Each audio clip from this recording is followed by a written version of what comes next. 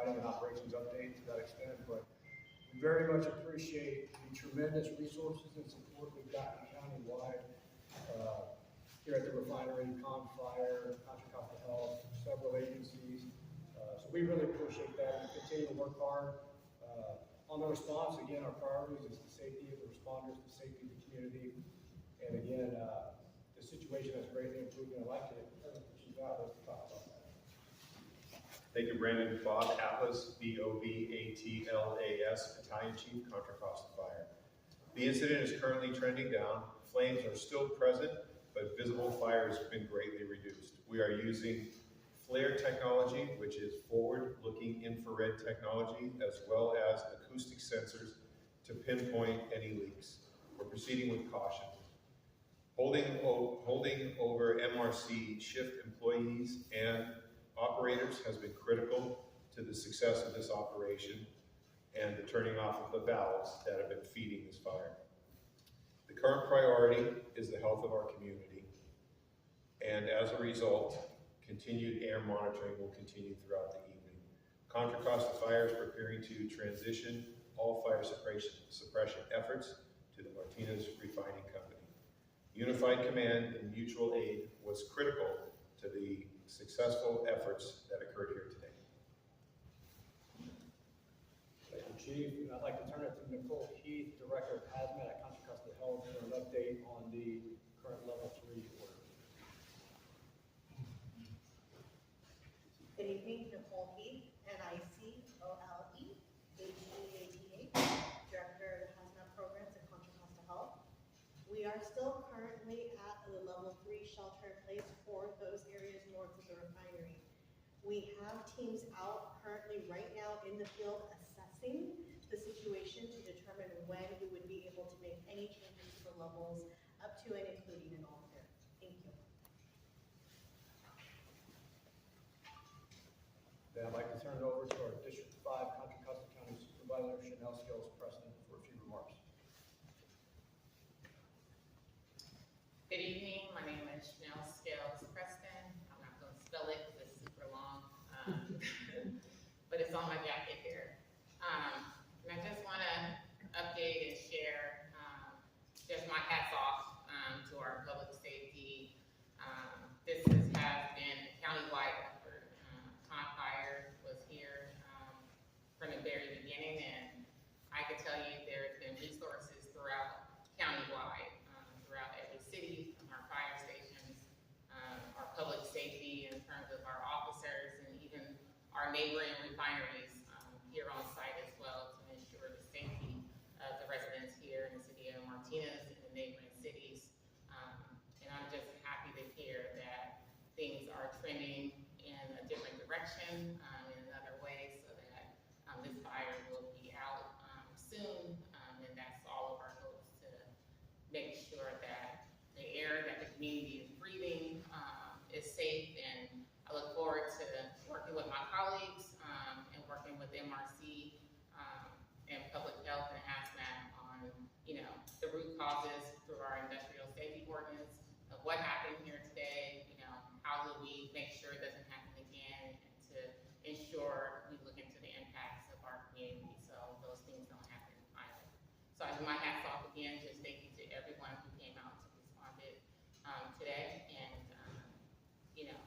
being on site here all day, making sure this community was safe was #1 priority for me. Thank you.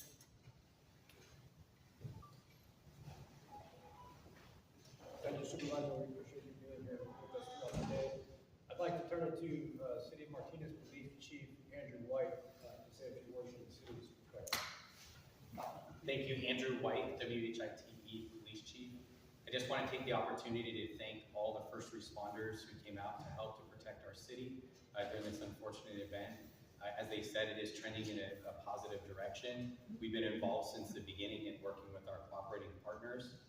I also want to thank the operators here at the refinery who've been working very diligently, not only to put out the fire, but to stop the source of it. So on behalf of the city, thank you to everybody.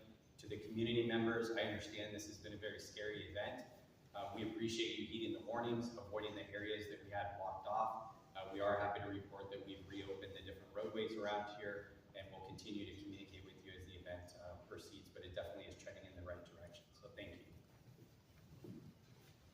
Chief White. I'd actually like to turn it back over to Nicole Heath, Director of Hazmat at Contra Health for another update.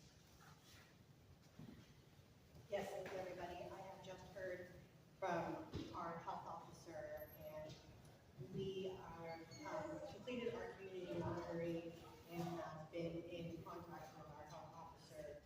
So we will be able to very soon change the situation from a level 3 to a level 2. Thank you. I'll send you down. We'll get to questions here in just a second. So just to close it out, again, on behalf of Martinez Refining Company, we apologize for this incident. We know we disrupted many in the community tonight, and we will be doing a thorough investigation on it and continue to collaborate with all agencies on the next steps. We appreciate all the support that we've gotten throughout the night and throughout the day. And I also want to talk about the mutual aid partners that we had come and really thank them for their help in the fire situation. Contra, obviously, thank you, Chief, but also our industry neighbors, Phillips 66 and Rodeo, Chevron, Valero, and then also fire departments throughout the county to help provide coverage for Contra while they were here responding to this incident.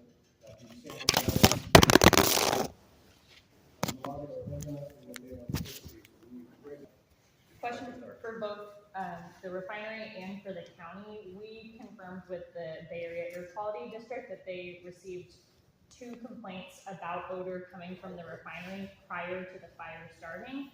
And I'm curious whether either the refinery or the county was notified about that, or whether there was any incident that was going on prior to the fire igniting. I'm not aware of any of those odor complaints, but again, when we do our root cause analysis, all of those things will come out, but at this time, I'm unaware of that, but I don't know if county health wants to speak if you are aware of an odor. But again, the incident was the fire, and then you had the subsequent flaring as a result of one of our safety devices to manage a situation like that and safely combust those hydrocarbons. And was there any maintenance going on right now, or any kind of like temporary shutdown of facilities at the refinery at the time this happened? We do have maintenance going on right now that we communicated to the public, but again, the root cause analysis will bring out exactly what happened, whether it was related or whatnot. But right now, we continue to be focused on the response and fully extinguishing the fire. Did you say you shut off the leak, Chief?